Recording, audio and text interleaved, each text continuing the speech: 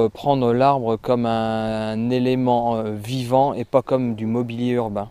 Un arbre, il a besoin de s'exprimer, c'est un être vivant, par rapport à un candélabre par exemple, où on peut déplacer facilement.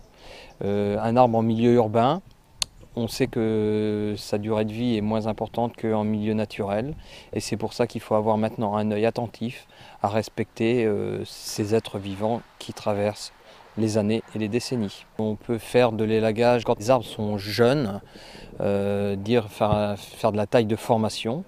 Donc il faut mieux donner un coup de sécateur quand l'arbre est jeune, plutôt qu'un coup de tronçonneuse 5 ans ou 10 ans après, parce qu'il y a une charpentière qui peut être amenée à gêner soit un bâtiment, soit de l'éclairage public. Il faut plutôt anticiper les coupes que de faire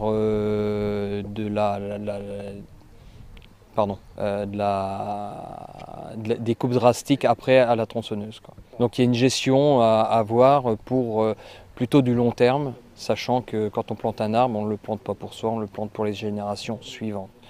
Voilà, quand on plante un arbre, le bénéfice, il est 15, 20, 30, 40 ans après. Si dans l'espace il a été bien conçu et bien pensé, on peut les laisser en taille adulte, hein, et c'est beaucoup moins coûteux en main d'œuvre de penser à des arbres en forme libre, hein, plutôt que des tailles architecturées où tous les ans, tous les 2 ans, on est obligé de revenir faire de la taille.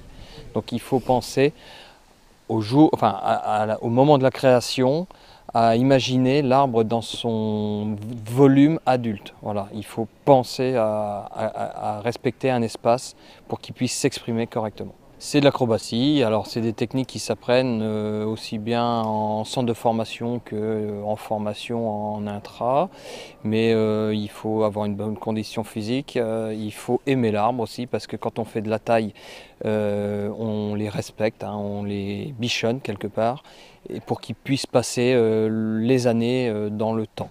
À bientôt sur tv.tv.